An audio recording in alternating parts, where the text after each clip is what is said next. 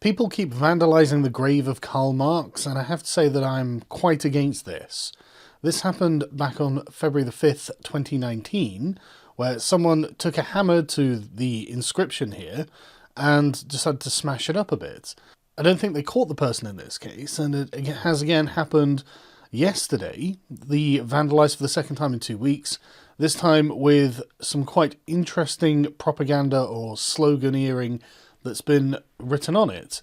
But again, I have to say, it's a very bad idea to start damaging these kind of monuments. Because honestly, all you really do when doing this is you make a statement of your own incivility to people who know nothing about Karl Marx and who are not involved in the political debate that is currently raging with this kind of behaviour. And it just makes the followers of Karl Marx indignant and makes them, well, I mean, it gives them kind of moral cause. You know, that it's not right to damage statues just because you don't like them. I mean, ultimately, this statue is someone's property. I mean, you do have to pay to go and see it. So, you know, I can't ever endorse just vandalising property like this, as no matter how gratifying it might have felt in the moment to do this. But, and this is the thing, like now suddenly the BBC is promoting Capital and acting as if the Marxists are the ones who are the victims.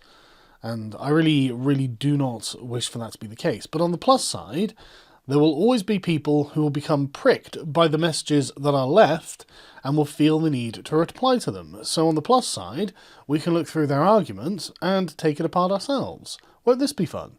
Architect of genocide, scrawled across the tomb of a man who never held any political power. Come on. That's pretty ridiculous. He personally might not have held an office, but say that Karl Marx didn't have political power is like suggesting that the Pope doesn't have political power. The man was enormously influential, even in his own lifetime. Even when he disavowed the Paris Commune, these people were definitely following his ideas as if it was a religion, and that really hasn't changed unto this day. It really still is a religion, and there are millions of people following it. It's rather concerning. Doctrine of hate used to describe a Victoria-era man who fought against slavery, opposed colonialism, and called for women to have equal rights to men. Yes, okay, maybe he did do those things. He also didn't really like Jews very much, did he? But he was also preaching nothing but hate towards the capitalist class, the bourgeoisie. They were the Jews to his Germans, if you will. And yes, he did call for a violent revolution to overthrow them and presumably genocide them, so they would no longer exist.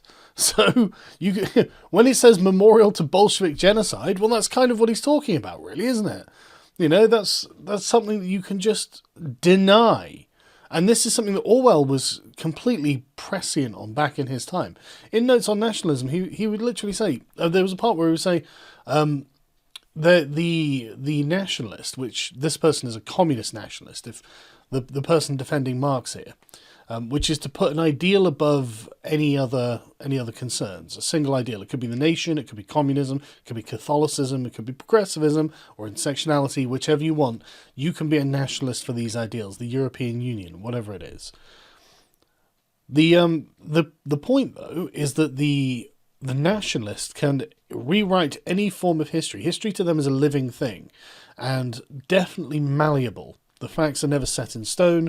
Things can be just ignored on a whim if they are inconvenient to the meta-narrative of the greatness of communism. The deaths don't matter. They've faded into history. They're gone. The bad things don't matter. They're all gone. What matters now is the perfect utopia that we're going to move into. So the person says, no matter what your ideological affiliation, it's clear to everyone that whoever wrote this critique of Karl Marx upon his tomb has very little understanding of who Marx was, what he believed, or even when he was alive. With this said, let's examine the text in detail. Memorial to Bolshevik Holocaust, 1917-1953, 66 million. To the untrained eye, this is actually not what it appeared to be, because it's written like Walking Dead. Don't dead, open inside, or whatever it is. 1917 was the date of the October Revolution. It's true, obviously. 1953 is the date Stalin died. This hints that the Vandals' critique is probably more directed towards Lenin and Stalin, true of history's most iconic Marxists, than it was Karl Marx as an individual. Well, obviously, it's the doctrine of hate that they are referring to when they are mentioning these dates. I mean, there's no doubt that Lenin and Stalin were genocidal maniacs and killed millions and millions of people following the doctrines of Karl Marx. And at the time, everyone thought that they were doing a great job. And it was only after these colossal just killing sprees, these mass murder on a scale that had never, until that point, never really been conceived of, was revealed that the communists in the West were forced to effectively disavow Stalin. Up for the early part of Stalin's reign, and for up until quite late actually, Stalin was a hero to Western leftists, openly and publicly. So I mean, this isn't something that was uncommon. It was, people were aware. Anyway, perhaps the only reason that Marx's tomb became a target is because the nearest and most prominent communist icon. Or maybe it was one of the most fundamental these days. I mean, you'll notice that there isn't a grave for Hitler because they didn't want Nazis gathering around it and making a pilgrimage site out of it. And I guess this person wants to do the same with Karl Marx. I mean, I'm not in favour of that, just to reiterate. I think that would be pointless, frankly. It's far too late for any of that nonsense. And to be honest with you, to act like that would be to act like a communist. So I don't think we should. This could also explain why most of the Vandals' scribbling appear to make no sense. It does make sense. The 66 million dead number is a mystery. I've actually never heard 66 million death toll before, but randomly attributed death tolls to communism are sadly so common it's become somewhat of a meme. Yes, I'm sure joking about communist holocausts is a joke in communist circles. Outside of communist circles, it's considered something that is regularly denied by communists. I mean, there's an awful lot of genocide denial from the extreme left, but I mean, what would you expect? They're literally incapable of accepting that their ideology ever ends in this way, which is incredible given how often that it ends in this way. First, it should be said for architect of genocide, Marx never held any political power, blah, blah, blah, we've already covered that. Never personally took part in any violence with the exception of sword fights in his youth. Yeah, and Hitler loved dogs and was a vegetarian who was against smoking and probably pro, ecological, anti-climate change. Okay, just because they personally didn't do X doesn't mean that they aren't responsible for doing Y. Perhaps the Vandal incorrectly assumed that Marx was the leader of a country. No, I don't think so. Even at the very worst, I mean, the Vandal obviously knows something about this. And obviously they're contested facts because you can't accept anything that communism has ever done that could be bad. You just can't accept that. Even at their very worst, communists have never committed any action which fits the literal definition of genocide. That's amazing. Where are the kulaks? The point is to genocide the bourgeoisie, to mean that there is only one class, and that will be the proletariat, controlling everything. And honestly, it's not just the proletariat. And when we say the proletariat, what we mean are industrial urban workers. That's what we mean. So actually a really narrow slice of society when you look at it from an agricultural country like Russia, where most people aren't urban industrial workers. Most people are something else. But it doesn't matter. Those people will have to go. The class is... I mean, this is why I hate fucking Marxism. It's so myopic. It's got such a narrow view of the world. It's like, these are the real people, the only people who matter, and everyone else can just get fucked.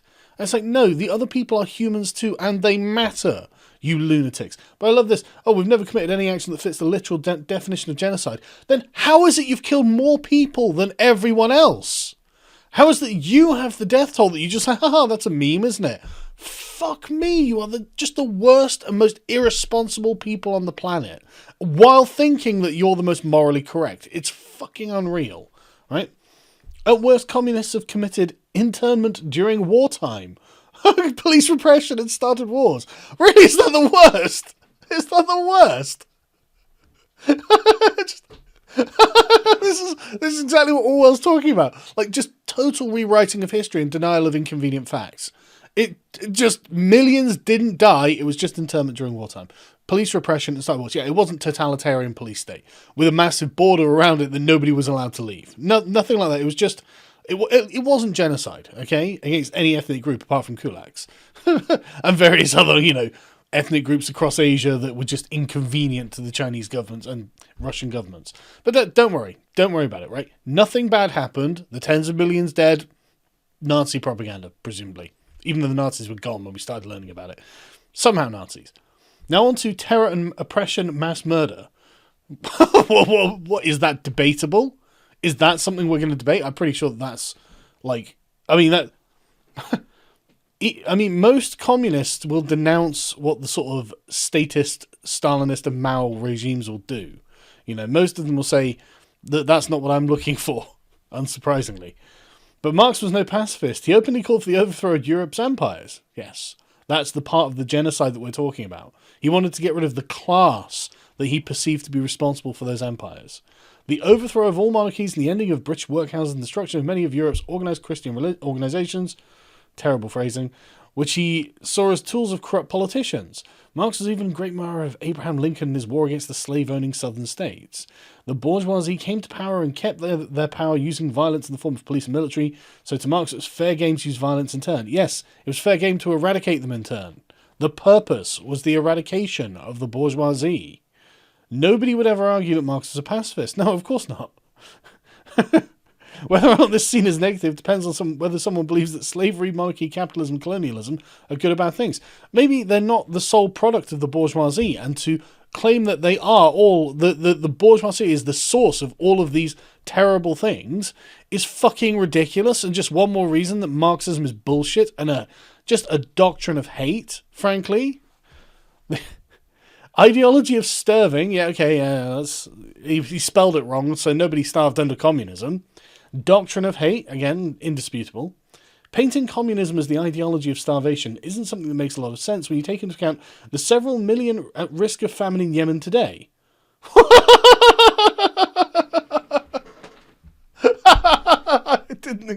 That is such a stupid fucking point.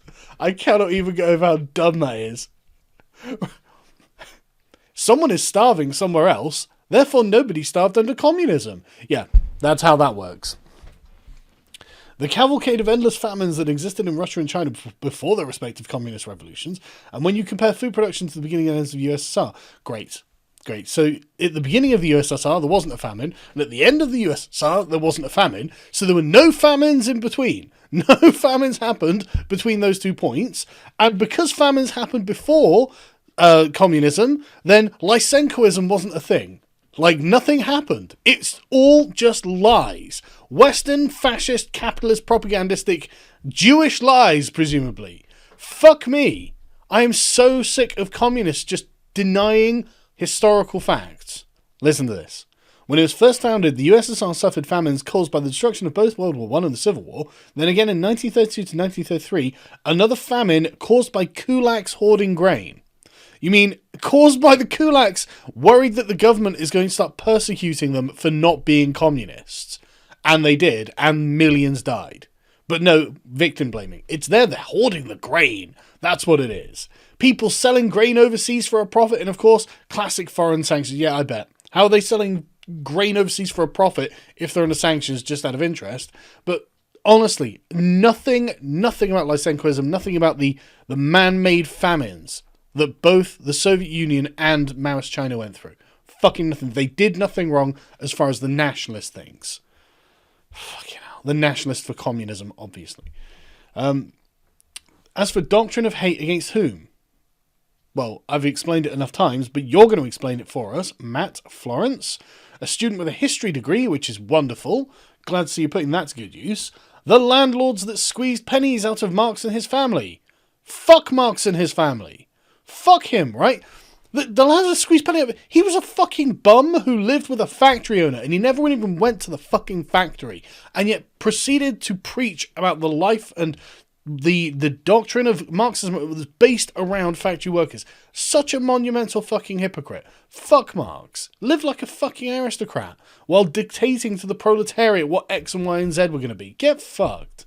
But again, you're saying it against whom? The landlords? Yes, he preached against the landlords. The churches? Yes, you fucking already listed these people. The slave owners? Yes, Marx has a lot of hate for a lot of people like you. Doctrine of hate against whom? Couple of sentences later, Marx had hate for a lot of people. Yeah. Doctrine of hate. Marx hated a lot of people. I agree with you. You got it. You did it, buddy. But by most modern moral standards, most people can agree that the people Marx hated most deserved it. No one, that doesn't make sense, right? It doesn't matter whether someone else is doing something bad. There is no point hating them because your feelings are only yours.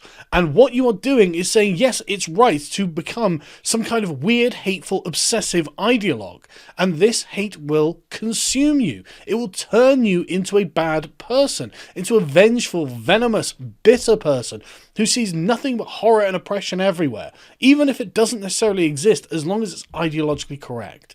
It's not good for you personally to view the world through such a hateful lens. But the Marxists need it. It's their religion. They need the enemy to fight because fighting it makes them feel good.